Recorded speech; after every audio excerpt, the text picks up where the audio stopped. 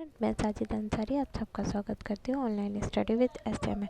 आज की जो हमारी बुक का नाम है वो है MED2 अर्थशास्त्र के मूल सिद्धांत, MA second year IGNOU university. MED के जितने भी इंपॉर्टेंट क्वेश्चन हैं आज मैं वो कराऊंगी, सीरीज़ बाय सीरीज़ कराऊंगी। मैं इसका फर्स्ट पार्ट अपलोड कर चुकी हूँ, ये इसका सेकंड पार्ट है। ठीक है, आइए देखते हैं। पर्यावरण रक्षा के अंतर्राष्ट्रीय उपकरणों की चुनौतियाँ, यानी पर्यावरण की रक्षा में अंतर्राष्ट्रीय उपकरणों को किन किन चुनौतियों का सामना करना पड़ रहा है। ठीक है, पर्यावरण रक्षा के अंतर्राष्ट्रीय उपकरणों को बहुत सी चुनौतियों का सामना करना पड़ रहा है। पर्यावरणीय समस्या के परिमाप और खतरनाक गति से उनकी तीव्रता की मांग है कि कानूनी तंत्र को शीघ्रता से कदम उठाने चाहिए जिससे वह प्रभावी हो सके। ठीक है, इसमें कहने का मतलब ये है जो मतलब पर्यावरण की जो समस्या है ना बहुत खतरनाक हो चुकी है, बहुत भयंकर रूप ले चुकी है। तो इसलिए इन इन जो तंत्र को है, इन एजेंसियों को बहुत जल्दी से शीघ्रता से कदम उठाने चाहिए जिससे वह और अधिक प्रभावी हो सके। उदाहरण के लिए ओजोन का ह्रास, जैव विविधता पर हानि पर शीघ्रता से ध्यान दिया जाना चाहिए जिससे वह अनियंत्रित व लाइलाज न हो जाए। अतः अंतर्राष्ट्रीय पर्यावरण कानून को समय रहते कार्रवाई करनी चाहिए, यानी समय रहते उन्हें कार्रवाई करनी चाहिए। और आदर्श स्थिति ये होगी कि पर्यावरण संबंधी किसी भी समस्या को बढ़ने से पहले ही रोका जाए, ना कि बाद में उस पर ध्यान दिया जाए। और सबसे अच्छी बात यह होगी कि किसी भी पर्यावरणीय समस्या को बढ़ने से पहले ही, यानी मतलब बढ़ने से पहले ही उसे रोका जाए। अगर उसमें बाद में ध्यान दिया जाएगा, वो बढ़ गई तो वो अनियंत्रित हो जाएगी, लाइलाज हो जाएगी, तो फिर उसका उतना फ़ायदा नहीं होगा। ठीक है, तो इससे अच्छा बेहतर यही होगा कि उसे सबसे अच्छी स्थिति यही होगी, सबसे अच्छी बात यही होगी कि किसी भी पर्यावरणीय समस्या को पहले ही रोका जाए। अंतर्राष्ट्रीय समुदाय के सदस्य विभिन्न राष्ट्रीय राज्य विकास मूल्य पद्धतियों एवं प्राथमिकताओं के भिन्न भिन्न स्तरों पर होते हैं। अतः वह अंतर्राष्ट्रीय तंत्र जो सभी प्रतिभागी सदस्य राज्यों में मतैक्य चाहता है, प्राय न्यूनतम सर्वमान्य हल पर सहमत हो पाता है।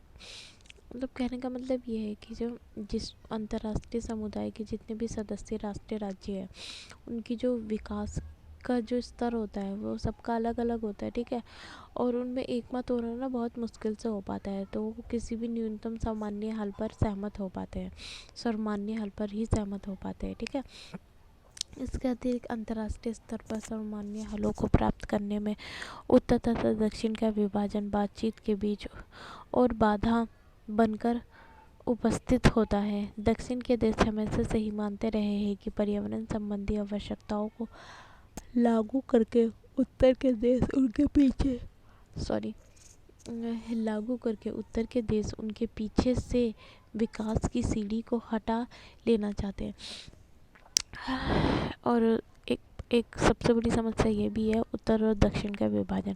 मतलब उत्तर के देशों ने जितना पर्यावरण का विनाश करना था, अपने विकास करना था कर लिया और अपना विकास कर लिया है। पर अभी उन लोगों का मानना ये है कि दक्षिण देशों का मानना ये है कि वो उन्हें विकास नहीं करने दे रहे, विकास की सीढ़ी नहीं चढ़ने दे रहे, बाधा उत्पन्न कर रहे हैं और उन पे ये सारी चीज़ें नियम कानून लगाकर। ठीक है, सेकंड क्वेश्चन है, सतत विकास के लिए दक्षिण एशियाई क्षेत्रों में स्थित संस्थागत तंत्रों की चर्चा कीजिए। ठीक है, सतत विकास की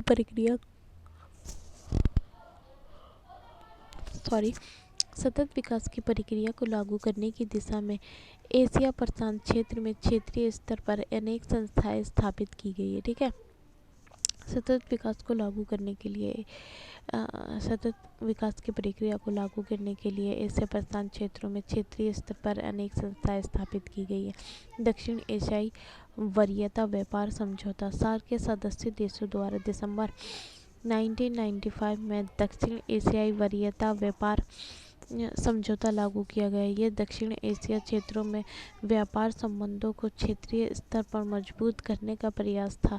साथ ही सबसे कमजोर देशों विशेषकर बांग्लादेश, भूटान, नेपाल और मालदीव में विकास के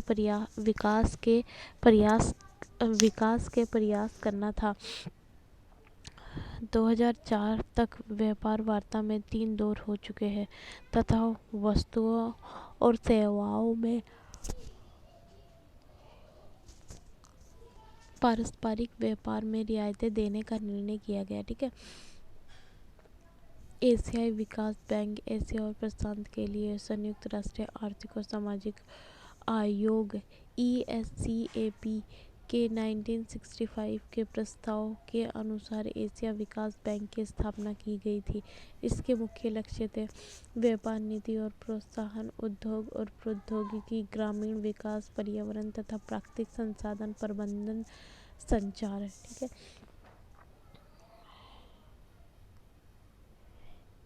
एशियाई विकास बैंक के प्रमुख कार्य सदस्य देशों के आर्थिक और सामाजिक विकास के लिए ऋण देना तथा शेयरों में निवेश, विकास परियोजनाओं के लिए तकनीकी सहायता का प्रावधान, विकास के लिए सार्वजनिक और निजी निवेश को प्रोत्साहन।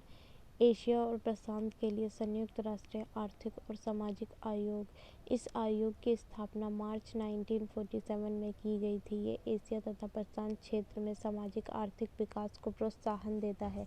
इसके मुख्य लक्ष्य हैं व्यापार नीति और प्रोत्साहन, उद्योग और प्रौद्योगिकी, ग्रामीण विकास।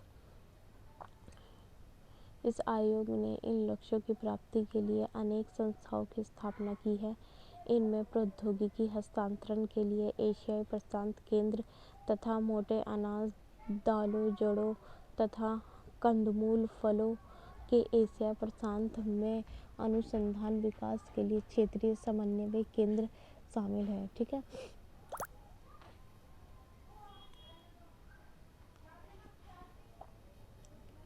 नेक्स्ट क्वेश्चन है, भारत में पर्यावरणीय संरक्षण के लिए नागरिक समाज संगठनों की भूमिका का विश्लेषण कीजिए। पर्यावरण के संरक्षण में नागरिक समाज की क्या भूमिका है? पर्यावरण संबंधी विषयों पर प्रत्यक्ष या अप्रत्यक्ष रूप से तथा सरकार के विरोध में या सरकार की मदद से शक्तिशाली उद्योगों के खिलाफ लोगों द्वारा प्रतिरोध उत्पन्न होता रहा है। स्थानीय स्तर के ऐसे ही प्रयासों ने सामुदायिक संगठन जैसे गैर सरकारी संगठनों को जन्म दिया। ठीक है। मतलब शक्तिशाली उद्योगों के खिलाफ सरकार के पक्ष में हो या सरकार के विरोध में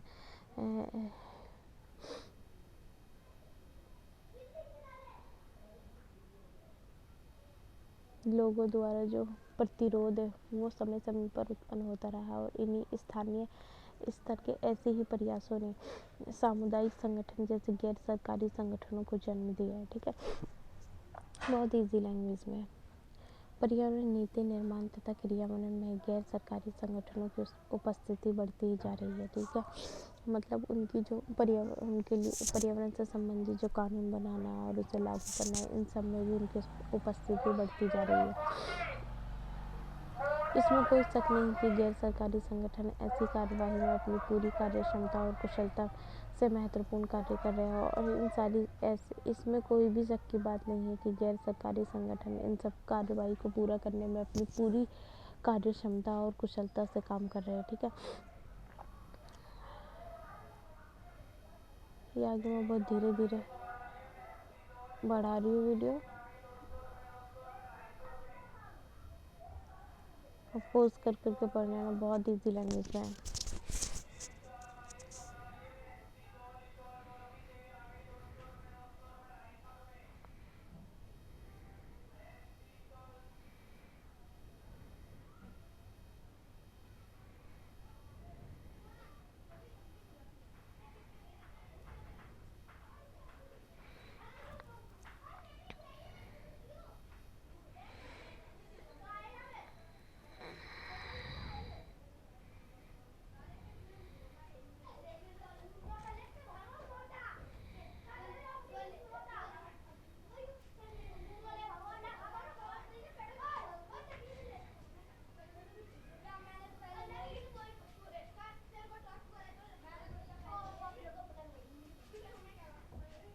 नेक्स्ट क्वेश्चन है, सतत विकास को प्राप्त करने के विभिन्न उपागम कौन कौन से हैं। ठीक है, सतत विकास को प्राप्त करने के कौन कौन से उपागम हैं। आज विश्व की गैर सतत पद्धति को अपनाकर आर्थिक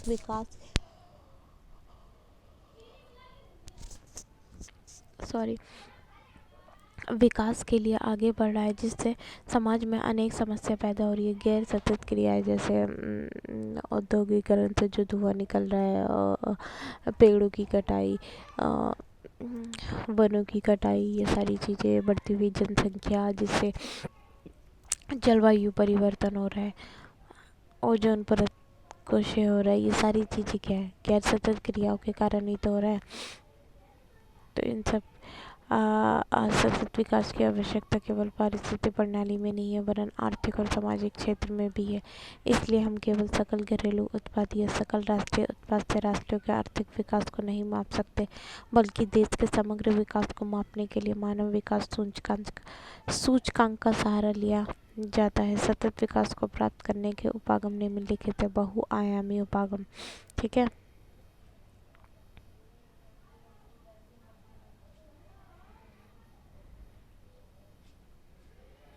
पारिस्थितिक प्रणाली उपागम, सकारात्मकवादी उपागम,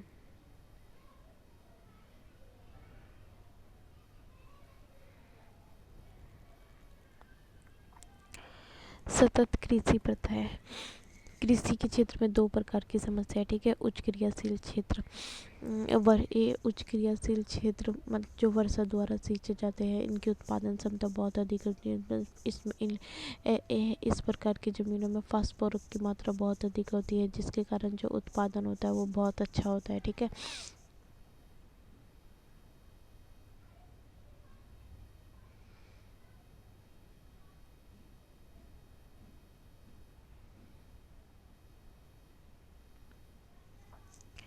दूसरा कम वीर्यता वाले क्षेत्र, ग्रामीण क्षेत्र, विशेषकर अफ्रीका, जहाँ सतत कृषि संभव नहीं है। इन क्षेत्रों की जो भूमि की जो उत्पादन क्षमता होती है वो बहुत कम होती है।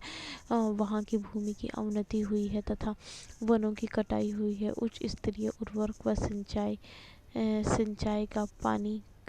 के पानी का अभाव है, जिससे स्थिति और भी बिगड़ गई है तथा जिससे स्थिति और भी बिगड़ गई है तथा वहाँ मिट्टी की गुणवत्ता में कमी आई है तथा इन समस्याओं से निपटने के लिए सतत कृषि प्रथाओं को अपनाया जाना चाहिए। सामुदायिक ज्ञान से आप क्या समझते हैं। नेक्स्ट क्वेश्चन है, सामुदायिक ज्ञान से आप क्या समझते हैं। हमारे दैनिक जीवन के कार्यों के लिए विश्व के समाजों के द्वारा प्रयोग में किया जाने वाला ज्ञान ही सामुदायिक ज्ञान होता है। हमारे दैनिक जीवन में जो भी कार्य किए जाते हैं, ठीक है, और विश्व के समुदाय व समाजों द्वारा उन कार्यों को करने के लिए जिस ज्ञान का प्रयोग किया जाता है वह सामुदायिक ज्ञान कहलाता है। ठीक है, सामुदायिक ज्ञान को दो भागों में बांटा गया, आधुनिक तथा वैज्ञानिक ज्ञान, पारंपरिक एवं अनुभवजन्य ज्ञान। ठीक है,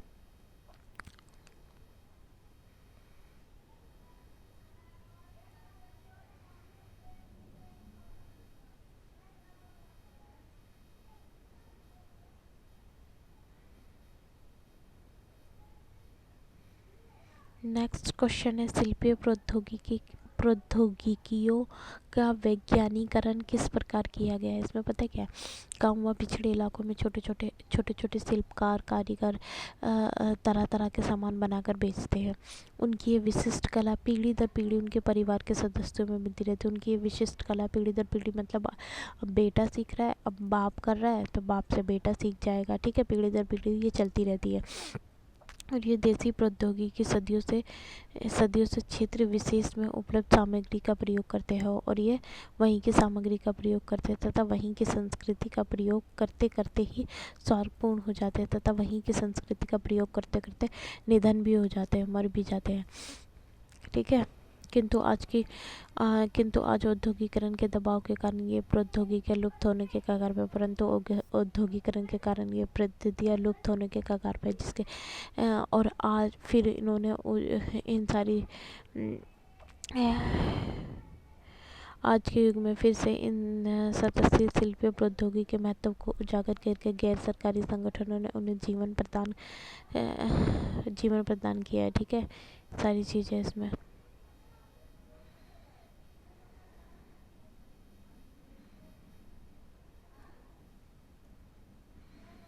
नेक्स्ट क्वेश्चन है, उत्तर तथा दक्षिण के बीच असमानता की खाई को भरना तथा उत्तर और दक्षिण के बीच असमानता की खाई को किस प्रकार भरा जा सकता है। उत्तर तथा दक्षिण के बीच असमानता की खाई को भरने के लिए सतत विकास की भावना सिद्ध होगी। उत्तर के वर्चस्व पर प्रतिबंध लगाने के लिए विकासशील देश मिलजुल कर प्रयास करना चाह रहे हैं। ठीक है, दोनों को मिलजुल कर प्रयास करना होगा। विभिन्न व्यापारिक वार्ताओं ने विकासशील देशों की आर्थिक प्रगति की क्षमता में वृद्धि की है। विकासशील देशों को नुकसान की मार से उन्हें दक्षिण दक्षिण सहयोग से प्रेरित किया गया। ठीक है, ये सारी चीज़ें इसमें। दक्षिण दक्षिण सहयोग, विकासशील देशों ने अपनी समस्याओं को सुलझाने के लिए एकजुट होने का फैसला लिया, जिसे दक्षिण दक्षिण सहयोग कहा जाता है। उन्होंने अपने आर्थिक तथा सामाजिक विकास के लिए गुट निरपेक्ष G77 तथा क्षेत्रीय सहयोग के द्वारा सहायता का निर्णय लिया। इससे उम्मीद है कि धनी व निर्धन देशों के बीच खाई को भरा जा सकेगा और जिन क्षेत्रों के लिए सहयोग करना तय किया गया है वे क्षेत्र है कृषि एवं उद्योग, ऊर्जा, मानव संसाधनों का उपयोग, कच्चा माल तथा तकनीकी कौशल।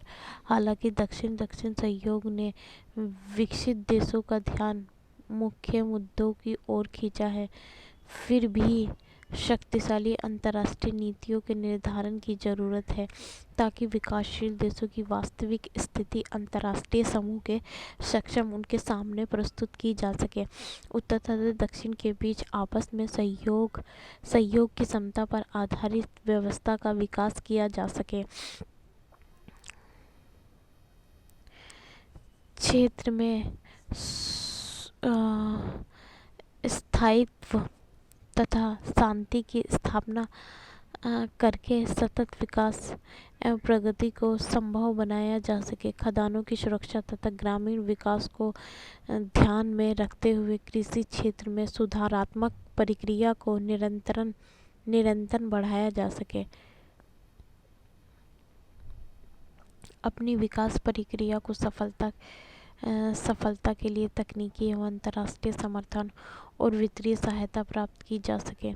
देश के अंदर विकसित प्रौद्योगिकी अनुसंधान तथा संचार व्यवस्थाओं का विकासशील देशों जाल बिछाया जा सके। देश के अंदर विकसित प्रौद्योगिकी अनुसंधान तथा संचार व्यवस्थाओं का विकासशील देशों में जाल बिछाया जा सके। विश्व स्तर पर व्याप्त असमानताओं के अतिरिक्त राष्ट्रीय स्तर की असमानताओं पर भी ध्यान केंद्रित करना आवश्यक है। ठीक है, ये भी है, धी नहीं है, भी ध्यान केंद्रित करना आवश्यक है। देशों में जाल बिछाया जा सके, देशों में वहाँ पर अंतर को दूर करने के लिए क्षेत्रीय स्तर, जिला और ग्रामीण स्तरों पर प्रयास किए जाने चाहिए। नेक्स्ट क्वेश्चन है, जीविका उपागम जनता के जीवन स्तर को जीविका उपागम क्या है? जनता से जुड़ा हुआ उपागम है। जनता के जीवन स्तर को ऊपर उठाने का एक उपागम है। ये उपागम जनता को प्राथमिकता देता है, ना कि उनके द्वारा प्रयोग किए जाने वाले संसाधन और ना ही उनकी सेवा करने वाली सरकार से इसका कोई संबंध है। इस उपागम का सर्वप्रथम मुख्य उद्देश्य जीविका प्रदान करना है। ठीक है,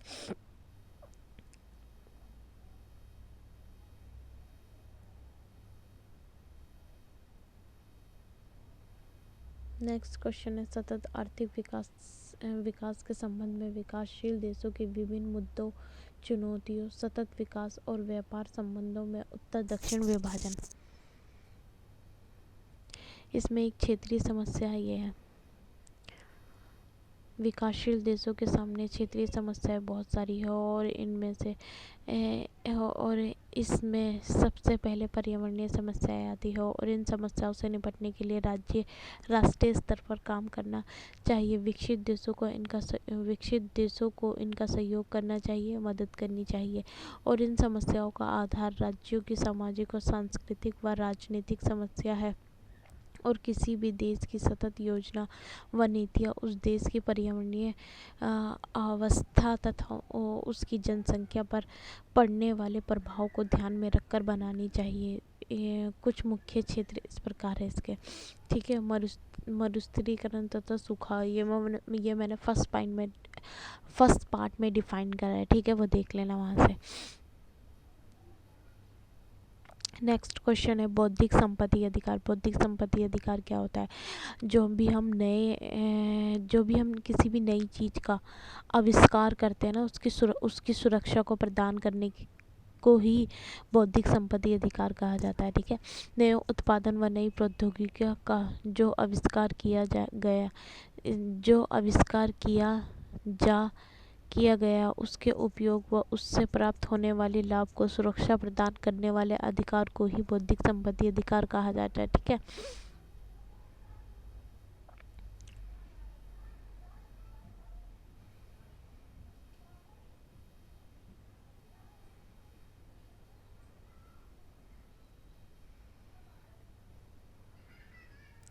इसमें नेक्स्ट क्वेश्चन है सहकारी संस्थाओं के कार्य। मतलब सहकारी संस्थाओं के क्या कार्य? सहकारी समितियों को उनके कार्यों के आधार पर दो भागों में बांटा गया, ठीक है।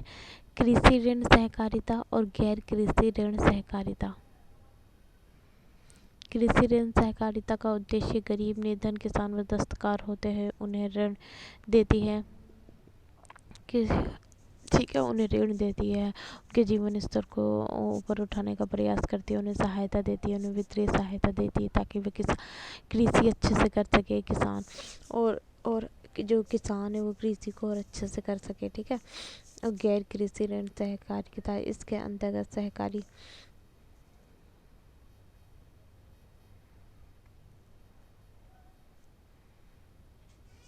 सहकारी बिक्री, आवासीय सहकारिता, दूध उत्पादन सहकारिता तथा उपभोग सहकारिता इत्यादि आते हैं, ठीक है। सहकारी बिक्री ये डिफाइन किया हुआ है, देख लेना। उपभोक्ता सहकारिता, औद्योगिक सहकारिता,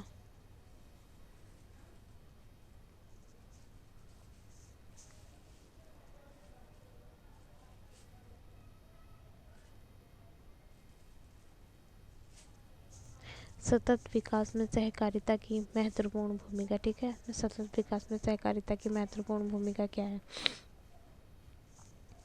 ये संगठन निजी स्तर के व्यक्तियों व सरकार के बीच कड़ी का कार्य करते हैं। ये व्यक्तियों को सोचने के लिए मजबूर कर देते हैं कि आपको जो कार्य करने हैं सतत विकास को ध्यान में रखकर करने हैं और इस कहने में लिखित कार्य है, ठीक है। व्यक्तियों के बीच मतलब इसमें क्या है, मतलब जो भी कार्य करने हैं वो सतत विकास को ध्यान में रखकर करने हैं, ठीक है। ये सारी चीज़ें इसमें शामिल आती है।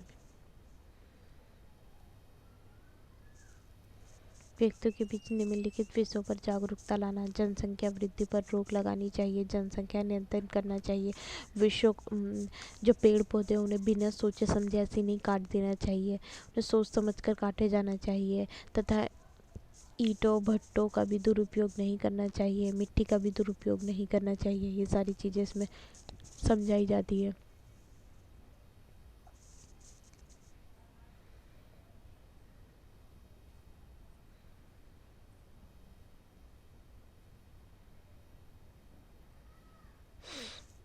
नेक्स्ट क्वेश्चन है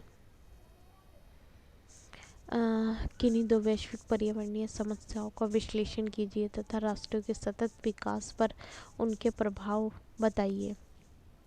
वैश्विक पर्यावरणीय समस्या, जैव विविधता का अर्थ किसी निश्चित भौगोलिक क्षेत्र में पाए जाने वाले जीवों एवं वनस्पतियों की संख्या से है तथा इसका संबंध पौधों के प्रकारों प्राणियों एवं सूक्ष्म जीवों से है, किंतु जैव विविधता जीवों की विविधता तक ही सीमित नहीं है। कि उसमें अलग अलग प्रकार के पेड़ पौधे, वनस्पति, जीव जंतु, सूक्ष्म जीव सारे सारे शामिल आते हैं जैव विविधता में, परंतु उसमें विविधता तक ही सीमित नहीं है। इसके अंतर्गत उस पर्यावरण को भी शामिल किया जाता है जिसमें वे निवास करते, ठीक है। इसके अंतर्गत उन्हें भी शामिल किया जाता है जिसमें वे निवास करते हैं, यानी रहते हैं। अब ये पेड़ पौधे, जीव जंतु, अब पेड़ पौधों को काट दिया जाएगा तो सूक्ष्म जीव और ये अलग अलग प्रकार के जो वो विलुप्त हो जाएगी, वो कहाँ रहेगी, ये सारी चीज़ें। और ये इंसान के जीवन के पीछे पीछे भी जैव विविधता का ही हाथ है। एक अनुमान के मुताबिक पृथ्वी पर लगभग 3 लाख वनस्पति तथा इतने ही जानवर है और विश्व के प्रतिवर्ष लगभग 10,000 और से 20,000 प्रजातियां विलुप्त हो रही है और कई होने की कगार पर है। वनों की कटाई इसकी एक बहुत बड़ी वजह है जैव विविधता की, ठीक है। एक तो क्या क्या वनों की कटाई हो गई तो वे सूक्ष्म जीव जो होते, छोटे छोटे जीव जंतु, वो कहाँ रह गए, उनका तो घर ही छिन गया उनसे। सेकंड चीज़ ये औषधि, जैसे तरह तरह के पेड़ पौधे, ये जड़ी बूटियों के आधार पर उसका यूज़ किया जाता है और जानवरों को मारा जाता है, शिकार किया जाता है। ये सारी जैव विविधता को बढ़ावा दे रहे हैं, ठीक है। जैव विविधता के खतरों को बढ़ावा दे रहे हैं।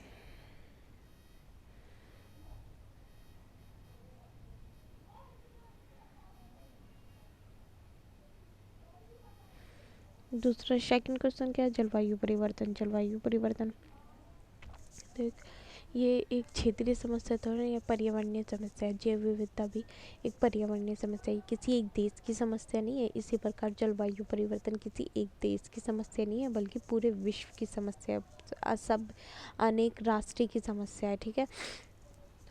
तो जलवायु परिवर्तन हो रहा है, बेमौसम बारिश हो रही है, और क्या बोलते हैं, देख रहे हो दिसंबर के मौसम में भी, नवंबर में भी इतनी ज़्यादा गर्मी हो रही है।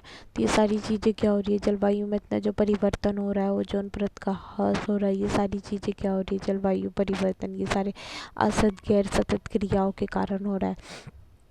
मानव की जो गैर सतत क्रिया है, उन सारी चीज़ों के कारण हो रहा है ये सारी चीज़ें। पेड़ों की कटाई, औद्योगिकरण, बढ़ती हुई जनसंख्या, ये सारी चीज़ें, इन सब चीज़ों के कारण पृथ्वी को इतना झेलना पड़ रहा है।